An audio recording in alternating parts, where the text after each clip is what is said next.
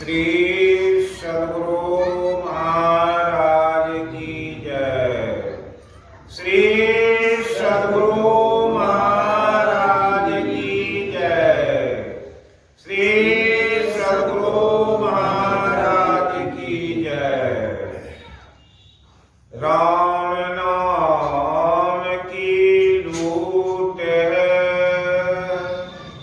जो लूट सके सो लूट,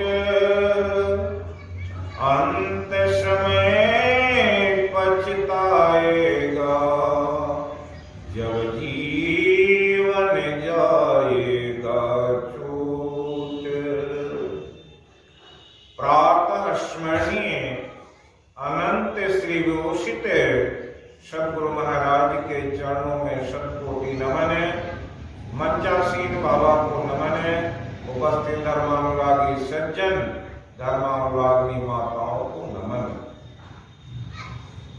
अभी का ये शुभ घड़ी जो हम लोग को जीवन में सत्संग के रूप में प्राप्त हो रहा है, बड़ा ही सौभाग्य से मिलता है। बड़ा अच्छा एक भजन में कहा गया, सांसों का क्या भरोसा, कब रुक जाए चलते चलते, जीवन की है ज्योति जो कब बुझ जाए जलते जलते।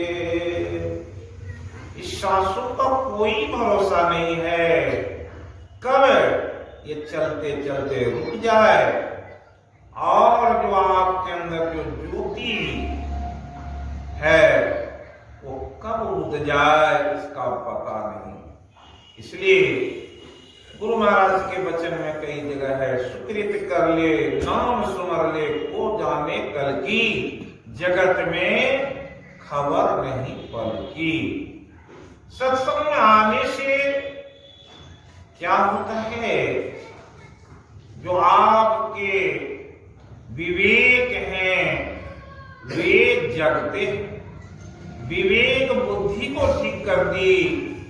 जब विवेक वाली बुद्धि होती है तब क्या अच्छा है, कौन से अच्छे कर्म हैं वे करने की एक जिज्ञासा व्यक्ति है, और प्रेरित होकर के वो व्यक्ति उस मार्ग पर चलने लगता है। हम लोग रोज सुनते हैं, अद्भुत अंतर की डगरिया, जा पर चल कर प्रभु मिलते। ये अद्भुत के अंतर की डगरिया, जा पर चलकर प्रभु मिलते। सब लोग भजन में बराबर सुनते हैं, जानते हैं, लेकिन कितने लोग ऐसे पुरुषार्थ वाले हैं जो उस रास्ते पर चलने के लिए प्रयत्न करते हैं।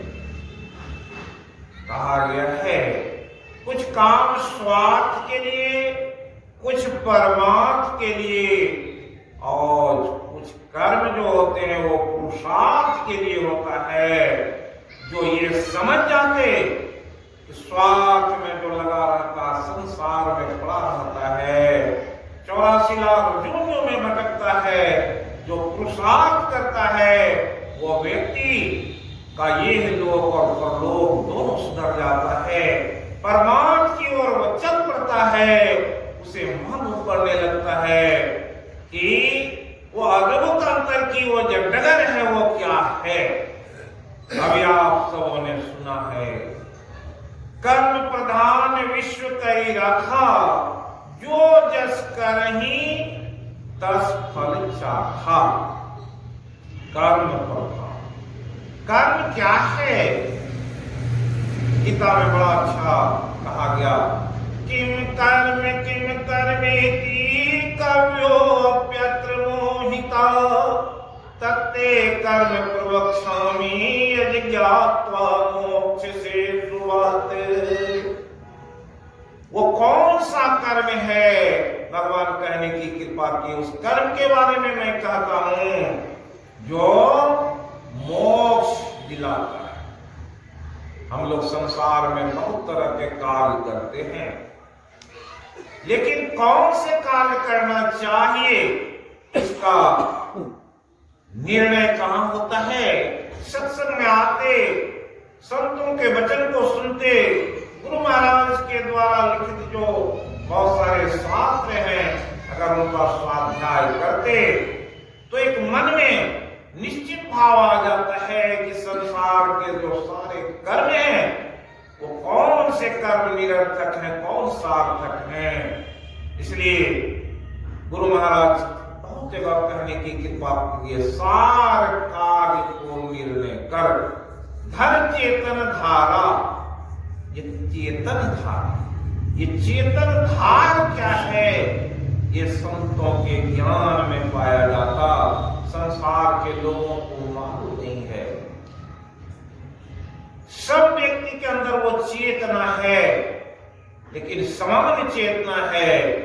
जब संतों के ज्ञान से परिचित हो जाते, महर्षि अरविंद ने कहा समान चेतना जनसाधारण के पास में है। जब कोई व्यक्ति इस संत के उस ज्ञान को अध्यात्म ज्ञान से प्रेरित होकर के, परिचित होकर के जब वो चलता है, उसकी चेतना ध्यान करने से प्रबल हो जाती है और फिर वही चेतना उत्कृष्ट हो जाती है। तो वो व्यक्ति जनसाधारण से ऊपर उठ जाता है, उसका ऊर्ध्वगमन हो जाता है, परमात्मा दर्शन हो जाता है। ये कर्म क्या है? यही तो कर्म गीता में भगवान कहे, यज्ञार्थार्थ कर्मणोऽन्यत्र लोकोऽयं कर्म बंधन तदर्थम कर्म कौन्तेय मुक्त संघर्षमाचर। यज्ञ कहते हैं भक्ति के, ये जो कर्म होता है उसे यज्ञ कहते हैं। और गुरु महाराज भी आपको बता दिए हैं उस यज्ञ के बारे में, मानस ज्ञान और दृष्टि योग की क्रिया बता दिए हैं। कितने लोगों को ख्याल कि मानस जप करना चाहिए, मानस ध्यान करना चाहिए, 5 टाइम से 3 टाइम गुरु महाराज आदेश किए गृहस्थों को, 3 टाइम से भी 2 टाइम लोग सुबह शाम भी कम से कम करना चाहिए, लेकिन क्या कर पाते हैं? इसलिए शास्त्रों में आया है, गीता में कहा न कर्तृत्वं न कर्माणि लोकस्य जते प्रभो न कर्म फल संयोगं स्वभावस्तु प्रवर्तते न दत्ते कश्चित् पापं न चैव सुकृतं विभो अज्ञानेन तद्ज्ञानं येषां नाशितात्मनः। जो व्यक्ति अज्ञानता में पड़े हुए हैं वही भूल जाते हैं। इसलिए चेतना चाहिए और चेत करके अपने कौन सारे कर्म जो अध्यात्म कर्म है, जिसे कहा अध्यात्म कर्म नित्यत्वं तत्व ज्ञानार्थ दर्शनम् एतत् ज्ञानमिति यदतो अन्यथा। अध्यात्म ज्ञान नित्यत्वम् तत्व ज्ञानार्थ दर्शनम, ये क्या है? गीता का श्लोक भगवान कहने की कृपा किए। जो व्यक्ति अपनी आत्मा के निरीक्षण हेतु रोज ध्यानाभ्यास करता है, उस परमात्मा के तत्व रूप के दर्शन के लिए ललायित रहता है, वही व्यक्ति में जिज्ञासा बनी रहती है। वैसे जिज्ञासा वाले व्यक्ति में क्या पाया जाता? एक ऐसी जिज्ञासा कि वो चाहता है किसी जीवन में जान ले। बार बार सत्संग में सुने हैं कि साधन धाम मोक्ष कर द्वारा पाई न जही परलोक समारा। साधनों का धाम और मोक्ष का द्वार इस शरीर में है। इस शरीर के अलावे 84 लाख जुगनों में जितने भी शरीर हैं उसमें वो मोक्ष का दरवाजा नहीं है, सिर्फ मनुष्य शरीर में ही है। वैसा दुर्लभ शरीर प्राप्त है। और फिर बात क्या है उसमें जानने की। अभी आप सब जाने कि भगवान क्या कहते हैं उनके भक्त, इसलिए कहे भक्तिवंत यति नीचहु प्राणी, प्राण सम प्रिय यश मम वानी। भगवान कहने की कृपा किए कि जो भक्तिवंत होते हैं, जो भक्ति करते हैं, वे हमें प्राण के समान प्रिय हैं। और प्राण के समान प्रिय रहने के कारण क्या होता है, भक्तों के रक्षार्थ भगवान स्वयं तैयार रहते हैं। और हमेशा इसलिए कहे यो यथा मां प्रपद्यन्ते तथैव भजाम्यहम्, मम वर्तमनो वर्तन्ते मनुष्या पार्थ सर्वशः। भगवान कहे जो जिस तरह से यो यथा मां प्रपद्यन्ते तथैव भजाम्यहम्, भगवान के तरफ या गुरु के तरफ जिसका जैसा ख्याल लगा रहता, जिसकी सूरत उधर टिकी रहती, गुरु भी उधर लगे, उधर देखते रहते। भगवान कहने की कृपा किए हैं गीता में, अनन्यास चिंतयन्तो माम ये जना पर्युपासते, तेषां नित्याभियुक्तानां योगक्षेमं वहाम्यहम्। अनन्यास चिंतयन्तो, जो मेरा अनन्य चिंतन के द्वारा मेरी स्मृति को बनाए रखता है, अपनी चेतना में मुझे लगाए रखता है। अनन्यास चिंतयन्तो मां जना पर्युपासते, मेरी भक्ति करता है। तो कहते तेषां नित्याभियुक्तानां योगक्षेमं वहाम्यहम्, प्राप्त वस्तु की रक्षा, और जो वस्तु नहीं है उसे देने के लिए मैं तत्पर रहता हूं। इस संबंध में एक विट्ठल जी की बात आती है। विट्ठल जी कपड़ा बुन करके बेचा करते थे, और एक दिन ऐसी स्थिति आई कि सप्ताह भर से उनके कपड़े नहीं बिके और घर में कुछ खाने के लिए नहीं। और समय आता है तो बाजार में जाते, ठंडा का काफी समय, कोई कुछ खरीदार नहीं, लौट के आ जाते हैं। पत्नी कहती है आप कपड़े की कीमत ज्यादा रखे होंगे इसलिए कोई नहीं लेता, अब बच्चे भूखे पड़े हैं, आज जाइएगा, जिस कीमत में कपड़ा बिक जाए आप उसे बेच करके कम से कम बच्चों के खाने के लिए लेते आएंगे। विट्ठल बाजार में जाते हैं, कोई ग्राहक नहीं है। एक व्यक्ति देखता है जाने में ठिठुरा हुआ है और कपकपा रहा है, थरथरा रहा है। एक व्यक्ति उधर से आए, कहते हैं महात्मा जी आप ये कपड़ा लेकर के बैठे हुए हैं, ये व्यक्ति देखिए जाने से परेशान है, इसकी रक्षा कीजिए। विट्ठल देखा, उसकी बुद्धि में आ गई, हो न हो ये परमात्मा का ही रूप हो, और सारे कपड़े उसके ऊपर देते जाते हैं।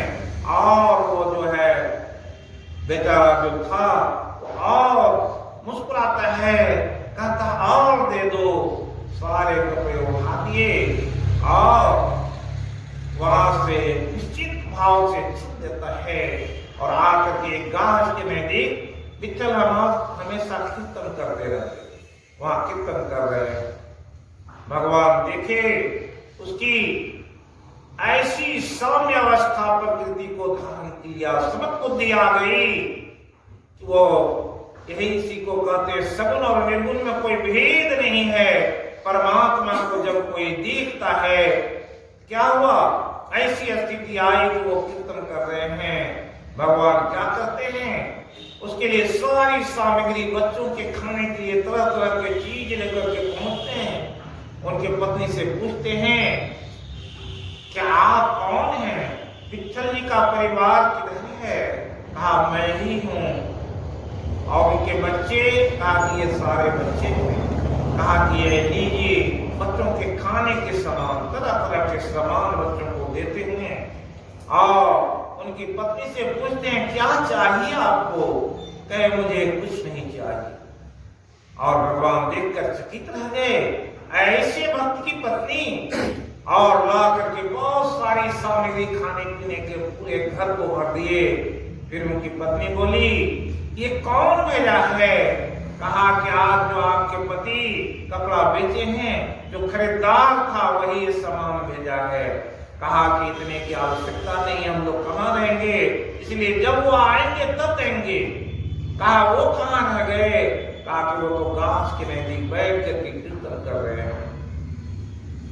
उनकी पत्नी उनके बच्चे जब वहां जाते हैं, देखते हैं कि पीपल के गाछ के नजदीक में वो कीर्तन कर रहे हैं कि घर जाएंगे तो क्या जवाब देंगे। तो बच्चे आपको आते देख करके वो सोचे कि अब ये बच्चे लोग जरूर पूछेंगे कि कपड़ा कहाँ है, क्या जवाब देंगे। इसलिए जोर जोर से कीर्तन कर रहे हैं। जैसे बच्चे लोग आते हैं, देखते हैं बच्चे लोग मुस्कुरा रहे हैं, इसलिए वो शांत भाव से कीर्तन कर करके उन लोगों की तरफ देखते हैं तो बच्चे बड़े खुश हैं, उनकी पत्नी भी बड़ी खुश है। कहा कि आप लोग बड़े खुश हैं, क्या कारण है? कहा कि जो आपके वस्त्र लिए थे वे सारे बहुत सारे खाने के सामान बच्चों के लिए लेकर आए और घर में कोई सामग्री की कमी नहीं है, चलिए परानाथ घर चलिए। तो उनके आंख से आंसू टपकने लगे और आंख के आंसू को देख कर उनकी पत्नी बोली क्या हुआ प्राणनाथ, आप क्यों ऐसे रो रहे हैं? कहा कि जिनकी खोज में मैं लगा हूँ वो देखो तुम्हारे पास में और बच्चों को दर्शन दे दिए, मुझे दर्शन नहीं हो पाया। सगुन, इसलिए तुलसीदास जी लिखे अगुण सगुन नहीं कछु भेदा, अगुण सगुन ब्रह्म स्वरूपा, अकथ अनादि अनंत रूपा। वो जो सगुण और निर्गुण का भेद कुछ भी नहीं है, वही परमात्मा जब भक्त के ऐसे पुकार को सुनते हैं तो क्या होते, वो भगवान भी जाकर के बस खरीदार बन गए, सगुण रूप में आकर के और लिखला क्या किए, भक्तों का जो भरण पोषण के लिए सामग्री लेकर के उनके घर पहुंच गए। ठीक भगवान यहाँ पर इसी तरह की बात आई। भरत को देख करके सब लोग सोचते हैं कि भरत सेना लेकर के आ रहा है, हो सकता है ऐसा ऐसा करे, और फिर उसी जिज्ञासा को भगवान सबको समझा देते हैं।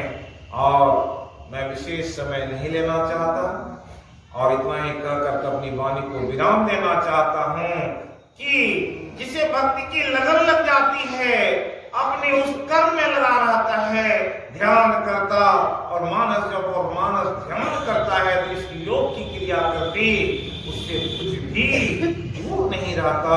गुरु महाराज कहने की कृपा कहते कई भक्तों को, आप जितना याद करेंगे उतनी दया मेरी बनी रहेगी। ठीक संसार में चाहे गुरु के प्रति आपकी श्रद्धा हो, चाहे परमात्मा की प्रति श्रद्धा हो, सगुण रूप में श्रद्धा हो या निर्गुण रूप में हो, लेकिन जब करेंगे तभी उसका फल पाएंगे। इसलिए बड़ी आवश्यकता है उसे अपने ज्ञान में लेने की, अपने ध्यान में लेने के लिए। इसलिए भजन में गाए थे कि ध्यान के बारे में आया, भजन ध्यान बिनु नहीं लइयो प्रभु धन, जिसे वो परमात्मा रूपी उससे आत्मज्ञान रूपी वो धन चाहिए। उस धन के लिए भक्ति धन को प्राप्त करने के लिए ध्यान करना पड़ेगा, साधना करनी पड़ेगी, बिना साधना के कुछ नहीं होगा। इसलिए कहा अज्ञश्च सधानश्च संशयात्मा विनश्यति, नायं लोकोऽस्ति न परो संशयात्मानं परम गतिम्। इसलिए संशय की आवश्यकता नहीं, दृढ़ता पूर्वक भक्ति करनी चाहिए और अपने अज्ञानता को छोड़ना चाहिए। अज्ञानता को मिटाने के लिए यही सत्संग है, अपनी बुद्धि और विवेक को जगाने के लिए सत्संग है। इसलिए सत्संग आवे, अपने जीवन को सुधारने के लिए प्रयत्न करें। श्री सद्गुरु